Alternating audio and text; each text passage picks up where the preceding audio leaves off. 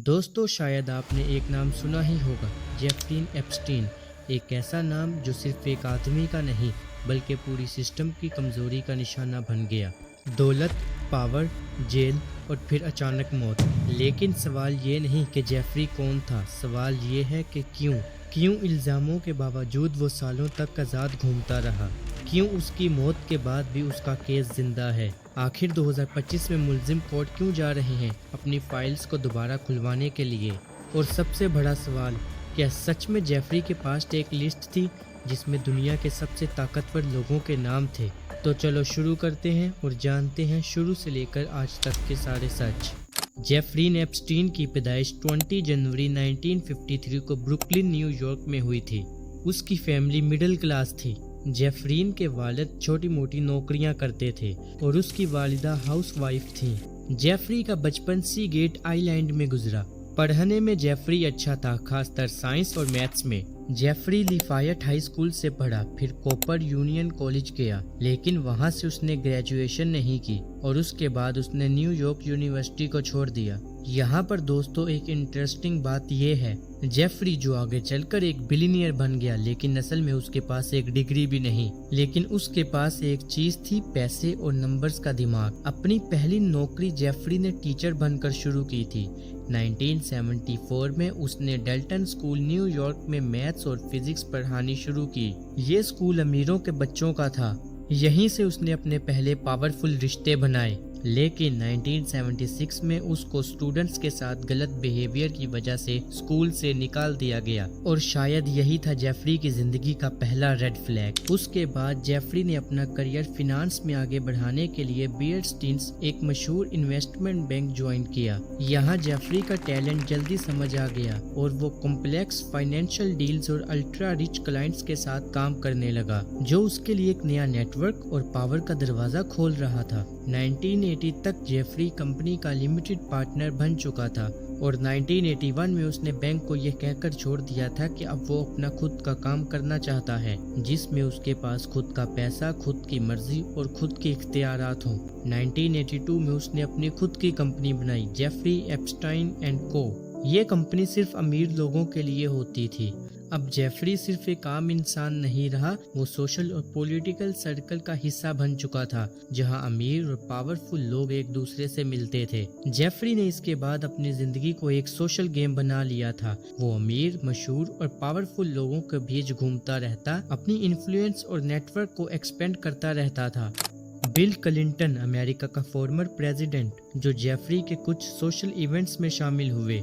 Prince Andra, British family का member जो Jeffrey के एलीट सर्कल्स से जुड़ा हुआ था। स्टीफन हॉकिंग, मशहूर साइंटिस्ट जो सिर्फ एक साइंस से रिलेटेड ट्रिप करने के लिए जेफरी से मिले।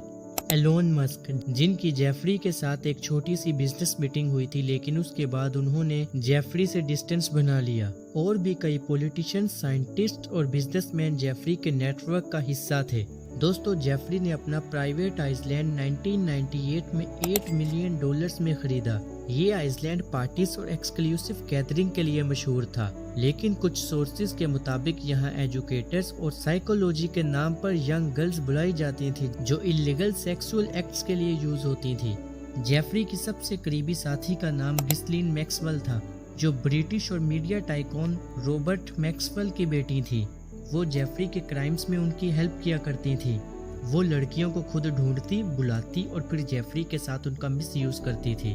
दोस्तों, 2005 में फ्लोरिडा में एक 14 साल की लड़की ने पुलिस को बताया कि एक अडल्ट ने उसे पैसे देकर उसका मिसयूज किया। जब इस बात पर पुलिस की इन्वेस्टिगेशन शुरू हुई तो एक नाम सामने आया, जेफरी एप्स्टीन। पुलिस की जांच में 36 से ज्यादा यंग गर्ल्स आइडेंटिफाई हुई, जिनकी उम्र 11 से 8 साल के दरमियान थी। कुछ गर्ल्स को स्कूल से बुलाया गया, कुछ गर्ल्स को मसाज के नाम पर बुलाया गया और सबको एक ही जगह ले जाया गया, जेफरी के घर या उसके प्राइवेट प्राइवेट आइसलैंड पर। जब ये बात मजीद फैल गई तो FBI ने ये केस उठाया, लेकिन 2008 में एक डील हुई जो आज तक लोगों को शौक देती है। दोस्तों, जेफरी पर सिर्फ 2 चार्जेस लगाए गए। छोटी लड़कियों के साथ सेक्सुअल एक्ट करना, छोटी लड़कियों को सेक्सुअल पर्पस के लिए यूज करना। लेकिन जेफरी को सब बड़े इल्जामात जैसे सेक्स ट्रैफिकिंग, रेप, कोकेन, इन सब से बचा लिया गया। इस डील के बदले जेफरी को सिर्फ 13 महीने की सजा मिली और ये सजा भी वर्क रिलीज टाइप थी। मतलब कि जेफरी सुबह जेल से निकलता, ऑफिस चला जाता, शाम को वापस जेल आ जाता। असल में ये एक कैद नहीं थी, बस ये लोगों को यकीन दिलाना था कि जेफरी अपनी सजा जेल के अंदर काट रहा है।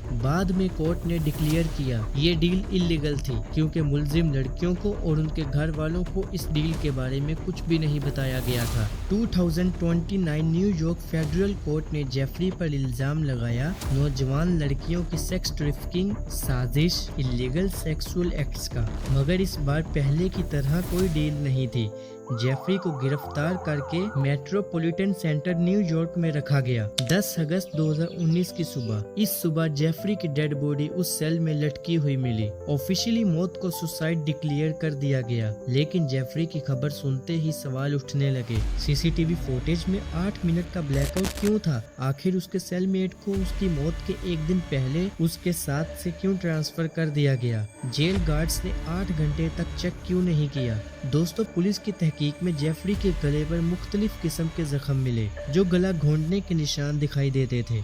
यहाँ तक कि जिन्होंने जेफरी का पोस्टमार्टम किया था, उनका तो ये कहना था ये सुसाइड नहीं, ये कत्ल लगता है। इसके बाद लोगों ने फिर से सवाल उठाने शुरू कर दिए। लोग पूछ रहे थे, क्या जेफरी ने खुद अपनी जान ली या किसी ने उसे मारकर हमेशा के लिए चुप कर दिया? अगर जेफरी वाकई ही मर गया है तो उसके सारे राज और सीक्रेट्स कहाँ गए? दोस्तों, आज 2025 आ गया है। जेफरी मर चुका है, लेकिन कहानी अभी भी खत्म नहीं हुई। न्यूयॉर्क कोर्ट की तरफ से रिक्वेस्ट है कि 20 सील्ड फाइल्स खोली जाए, जिसमें नेम्स, कॉल्स, ईमेल्स और मीटिंग शामिल हो सकती हैं। और दोस्तों, 2021 में जेफरी की साथी को सेक्स ट्रैफिकिंग के इल्जाम में 20 साल की सजा मिली, लेकिन विक्टिम्स का ये कहना है कि उसे भी जेफरी की तरह जेल के अंदर सेम ट्रीटमेंट मिल रहा है। कोर्ट ने अपना फैसला सुनाया है कि अगले 6 महीने के अंदर जेफरी की सारी छुपी हुई फाइल्स पब्लिक हो जानी चाहिए। सर्वाइवर्स नेटवर्क कांग्रेस को बाहर प्रोटेस्ट कर रहा है।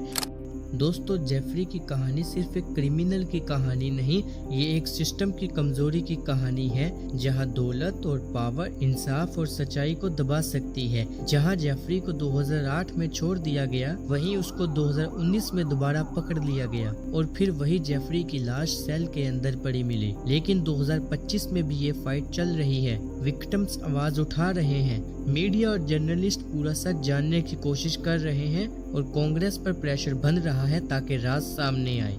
सवाल अब भी वही है, जेफरी के पीछे असल में कौन था?